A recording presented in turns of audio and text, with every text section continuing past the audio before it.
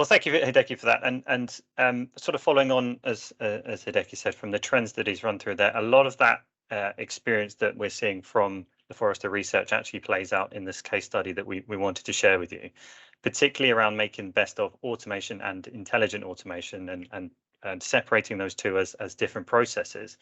That is something that we've helped Baleària to make the most of within this case study. So that's what really I would like to cover within the next part of this. But before I do, I'll just quickly introduce myself. So my name is Tom Jeans. I'm UK commercial lead for redk in the UK.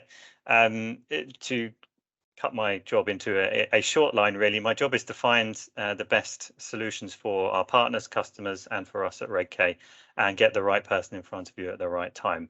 And as part of that, I brought along my colleague from our customer experience team, George, to this discussion as well. So George, I'll let you just quickly introduce yourself too. Sure. Thank you, Tom, and good morning, everybody. As Tom mentioned, my name is George, and I'm currently the customer service lead here at redk. I've specifically been with redk for a little over 4 years now, but working within digital transformation as a whole for 8 or 9 years. So lucky to have quite a bit of experience both in different sectors and different technologies as well. So pleasure to be here as well. Thank you, George. And really, the reason that we wanted to run through this case study is there's many different angles to automation that we can look at. As part of the next piece of the discussion, we'll look at intelligent automation in terms of a product piece that we'll go into. But what we wanted to discuss is also that automation has many different forms, and that's really where we want to focus in on this case study. But before that, for those of you who don't know who Baleària are, I want to just quickly give you a bit of background as to who they are. So as Hideki had mentioned previously, they are the leading shipping company in the Mediterranean. They don't just service the Mediterranean, but that's predominantly where they are based. And really one of the complexities around them as a business is the fact that they have many different business models, as you can see there, B2C, B2B, B2B2C. And really they have to interact with their customers or businesses, if they count those as customers as well, in different ways at different times. They're employing over 1,800 people at any one time. That is a seasonal employee number as well. So that, as I'm sure you can imagine, during summer months, spring months, autumn months, that is their busy period, and it's a little bit quieter during winter. But that is when their customer service team, their customer experience team are probably working at their maximum, and they have to be able to onboard people and get people into that process as quickly as possible. So that's a constant challenge that they're having to face year on year. And the number at the bottom there shows that those passenger numbers are increasing by around 12% per year. Even with the pandemic involved in that process as well, they've still been increasing that number. And one of the other things I wanted to just highlight here is they do have a fleet of 33 ships, which is the largest fleet within the Mediterranean for a shipping company, which is across 3 continents. And the key to that is that they need to maximize the number of people that are on that, or the number of businesses that are using that, so they can keep a contingency in place to maximize the cost of having to keep up 33 ships as part of their fleet as well. So really maximizing the number of customers they have on board, maximizing the experience and optimizing that experience for those customers before, during, and after their trip or their involvement with Baleària is really key to them growing. And part of what we saw in the trends piece is that that customer experience isn't just about the customer, it's also about their agents and also about the understanding of how customer experience is evolving and will continue to evolve, not just for their industry, but the expectations of customer experience as well within automation too. So that sort of leads on to the challenges that they're facing. So that's the context of them as a business, and really the challenges that they are facing as a business and will continue to face, certainly in the foreseeable future, is that it is a very competitive market. And one of the key parts of that is that the price is fundamental, but also the experience is fundamental for them, because their nearest competitors are often within air travel. And we will see later on, as part of what Lia will run through, that the airline travel industry as an industry as a whole has embraced technology certainly a lot quicker than the shipping industry has. So if you're really being compared to that experience, it's something you need to fundamentally catch up with as quickly as possible, particularly when your sector as a whole is behind in terms of technology. So they really are seeing that as a challenge, and they need to take a much quicker leap forward to be able to maximize how they're being compared to their competitors, as well as showing that they are competitive in terms of price as well. I sort of alluded to it as well in terms of ship profitability. They need to maximize the number of people on board, and the way they can do that is to make the customer experiences as efficient as possible, as well as, I'm sure, being competitive in terms of how they work with customers. And then a final piece is around contingency management, and I will come to that in a little more detail after this. But it's maximizing any challenges that they have with people being able to access their details, but also any changes to those details. So if there's any changes to weather patterns, if they have any changes to some visa requirements, all of those sort of details need to be understood and managed as effectively as possible. And because they work over such a varied area, that is something that they need to keep on top of and allow their agents to keep on top of that as well. So this is where redk came into the conversation, and the objectives really that we had with them. They reached out to us because we are a customer experience consultancy, and our focus really is to help the people, processes, and technology as part of this for them. So we looked at it from a high level about how we wanted to one by one work through these objectives for them. So as I mentioned, managing to rapidly manage those incidents as effectively as possible. Weather is key to whether they can sail or whether they need to move. If they do need to move, the dates, times, anything like that, their customers need to know ASAP. Whether it's a direct to the customer, whether it's to a business, they need to know ASAP whether the times are changing, what their options are. They need ability to be able to contact those customers as quickly as possible and allow them to make changes as easily as possible, with as much automation as possible as part of that. And that leads into the robotic process automation as part of that too. Which is not just a technology piece, it's also a process, understanding conceptually how to put that in place as part of the delivery for them. So they knew they needed this as part of the delivery, but they wanted to understand how they can roll that out as part of the delivery too, and keep it as part of their digital ecosystem, which we'll flow on to next. And then something we also want to touch on here as part of our objectives was to make them omni-channel. And that's really allowing their customers to be in touch with them on the channel of their choice, improve that communication and streamline that communication as much as possible. And fundamentally enable that auto service requirement, which, as we saw within the trends piece, is something that majority of companies within travel and leisure expect, a majority of customers expect within the travel and leisure industry to be able to do and to be able to do effectively. And that isn't just via email, it's also via multiple different channels, as omnichannel suggests: telephone, email, web, social media, the channel of choice for the customer. Make it as easy as possible for them to have their questions answered, their queries answered, but also make it easy for the agent to get back in touch with that customer on that channel of choice as well. And then finally, the sort of last piece really that folds into it is that they wanted to integrate their reservation management platform, which as a sentence sounds very simple, but some of you who may have tried this in the past or may have similar experience, it can be a very difficult piece to integrate back office systems into that customer experience workflow, because sometimes it's not just one platform, it can be multiple different platforms, and you have a data challenge within that. So with this in mind, we needed to not just integrate, but integrate it effectively, make sure that that is actually going to add value to the customer experience journey. And that's where we were really involved heavily in this project. And at this point, I'd just like to bring George back into it to really give a bit more flavour to what I've run through there on the objective side. So George, I was wondering if you could just talk me through the capabilities from a more functional level that the redk had to work with Baleària on, particularly looking at the technology that was involved. Yeah, absolutely. I think we've heard an awful lot up until now talking about how important the important role that technology plays, and obviously the automation and understanding the capabilities. But something a sort of exercise we executed within this example and within almost all of our projects is taking a step back from technology for the very first design session, and really understanding, putting ourselves in the customer's shoes, what it's like to walk the journey of Baleària in this example with any brand that we're working with, and then really understanding what are the touch points that customer sort of interacts with us from a brand perspective, from an emotional perspective, and really understanding what are they receiving the service, how are they feeling, are they getting their answers solved, and then really obviously sort of providing a really sophisticated service. Once we've identified those gaps, it enables us to really understand, first of all, who our audience is, who our customers are, understanding the different demographics that we work with, especially within travel and tourism. We could work with the older demographics compared to those that are more used to, on a day-to-day activity, working with best-in-class technology.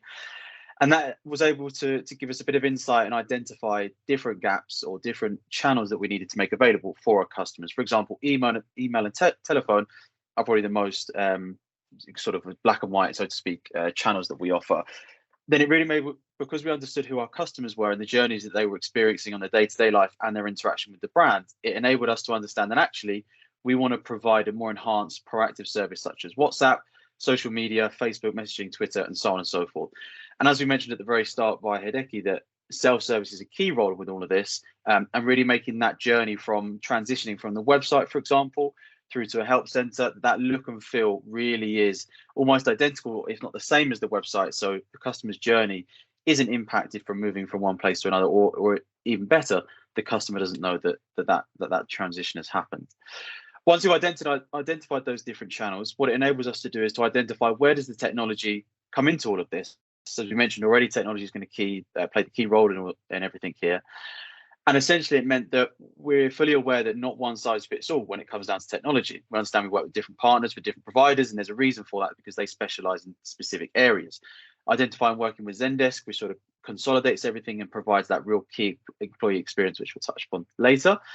Working with telephony providers to integrate their solution into that Zendesk orientated perspective, but then working with our partners such as Laie, who can really bring all of this useful information to the surface and then sort of send that information where it's relevant and when it's most relevant as well. And we'll touch upon those different points as we move on. Thank you, George. And I'm not going to ask you to talk through the whole of this slides. I know there's a lot going on. So what we'll do is we'll drill down into some of the channels in more detail as the next piece. And I know one of the key facts that you've heard me say many times before is that research shows the majority of customers actually prefer to self-serve, find the information themselves, and customer satisfaction actually is increased if they've managed to find that solution themselves. But it's a case of making sure it's as easy as possible to do that. So I was wondering if you could talk me through how it's been implemented really in this use case. Definitely. I think AnswerBot, chatbot, intelligent automation, these are real buzzwords that we're hearing from every single customer from different areas in the business. And a lot of people come to these sessions and to the table and expect the chatbot, AnswerBot to solve every single problem that the customer has under the sun. Fully aware that it doesn't always work as simple as that, as much as I'm sure we'd all like it to. And I'm sure we can all agree that we've experienced a chatbot of such where that experience hasn't been as positive as we'd like it to, sometimes going around in a circle and essentially just wanting to speak to somebody, but not being able to have that solution available to us. So what we did in this specific example is almost go back to the drawing board, like I said at the very beginning, but really understand what is it that the customers are talking about and the types of things that they're raising with us. Because again, a lot of people think they know what their customers are talking about without any hard data or insights to be able to provide us evidence for us to be able to understand and design that journey. So we went through a journey in itself in terms of integrating and building this solution, and that was really to come back to basics and categorize what the requests were about. It then meant we could leverage that information and then build a useful help center, meaning our customers first of all could self-service. So that's the first step that we did, and really integrating that knowledge center with other platforms. First of all, it sort of speaks for itself. The customer could be on their phone, different channels, and they're going to be able to service the information. But one area that we identified as a huge gap was that agents were receiving these laborious questions, as Hideki put it, that are boring and sort of not able to help the intelligent people. But actually, it meant that agents were just solving a question there and then, but they weren't necessarily being proactive. And what I mean by that is that if the knowledge-based article exists within the help center or within the platform, why not give that power to the agent to say, dear Mr. or Mrs. Customer, thank you for your request. Here's the solution. However, next time, go and have a look at the article yourself and you can self-service. So it's about educating the end user, about being proactive, and that is going to speak volumes for the customer service that you're providing as well. On the other side of that, obviously the answer bot is going to speak for itself, and we can provide that. But the answer bot to begin with is only ever going to be as powerful as the knowledge that's available to that.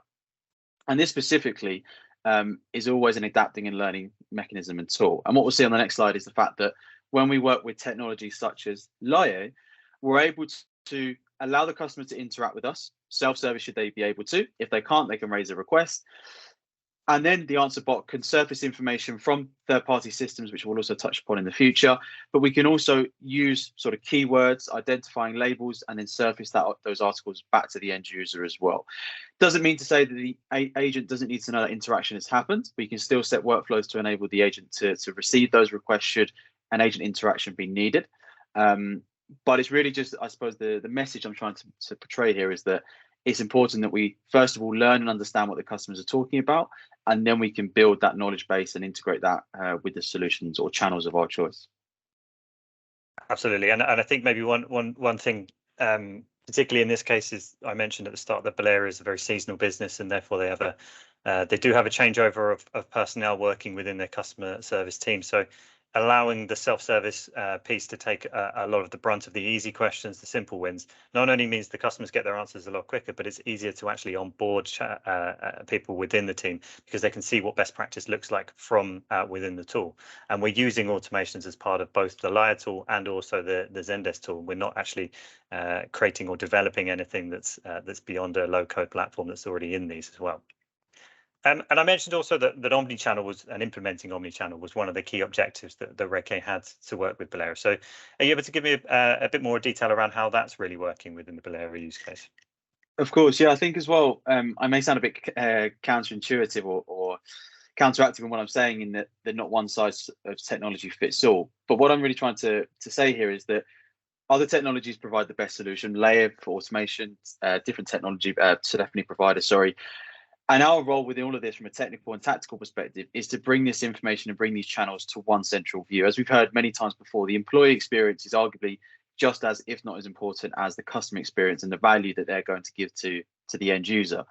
So centralizing that view, as you can see here on the slide, we can see that we've been able to integrate the telephone calls coming in.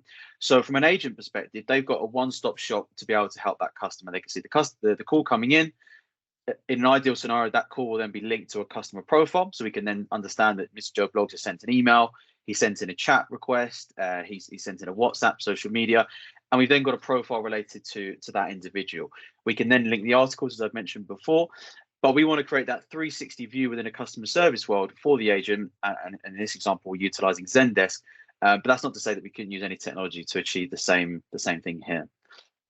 What we also find on the flip side of that is we're fully aware that agents and end users are using social media all the time within their daily lives.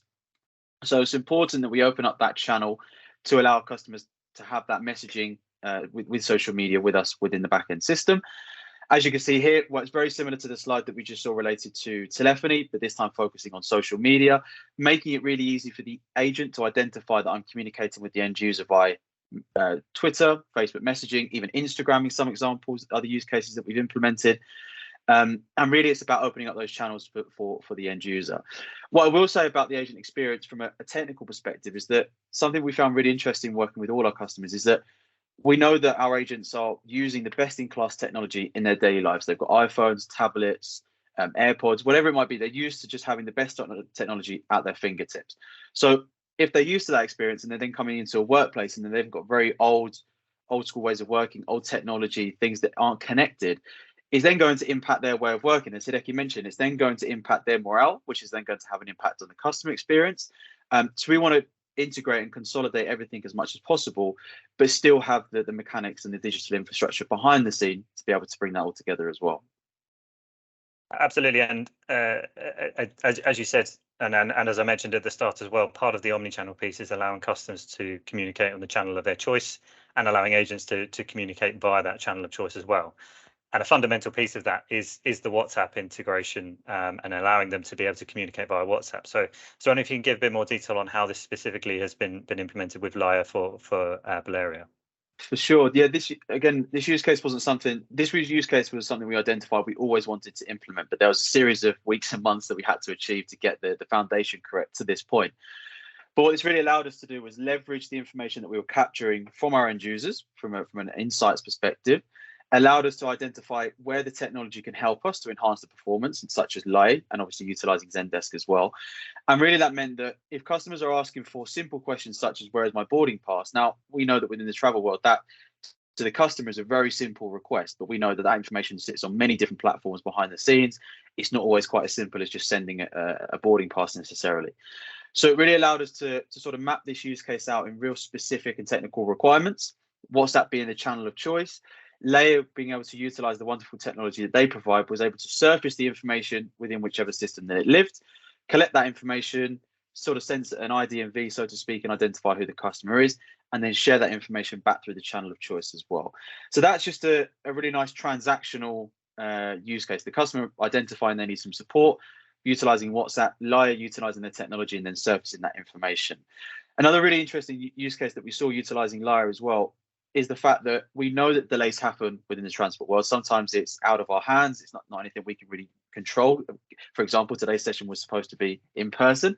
But knowing that information, if that information is available to us in one shape or one form or another in the back office system, we can actually create a proactive experience. And that means that if something is going to be delayed, trains are delayed, flights are delayed, so on and so forth, instead of letting the customer arrive at their sort of their transportation destination, so to speak, we can share that information automatically and say, dear Mr. Customer, your train, your flight, your boat will be delayed by X amount of time. They can have it on their phone. They know what's going to happen. Their expectations are set.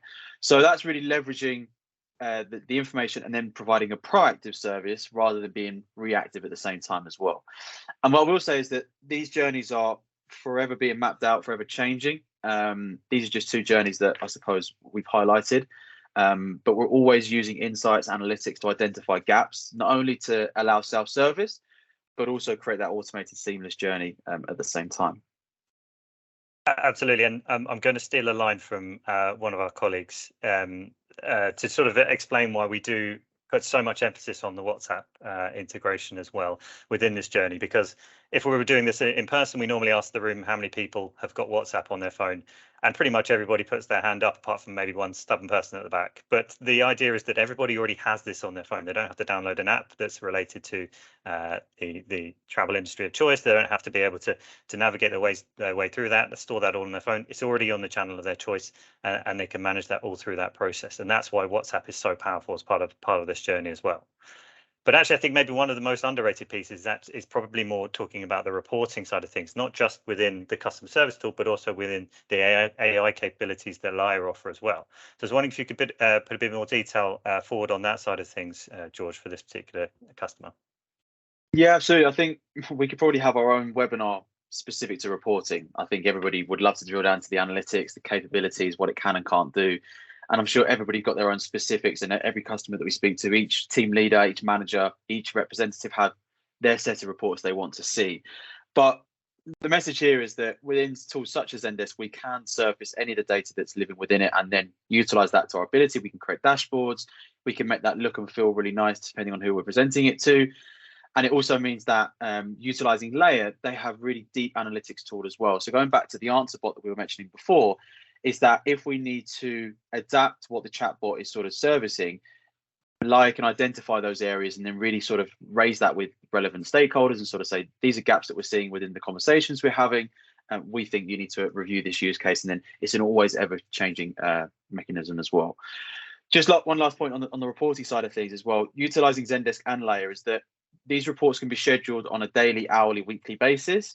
So it means that there's a little bit of effort to put in at the very beginning, but once we've identified the numbers and the metrics that we want to see, we can schedule these reports as and when it's required, and we can share them with the relevant stakeholders as well.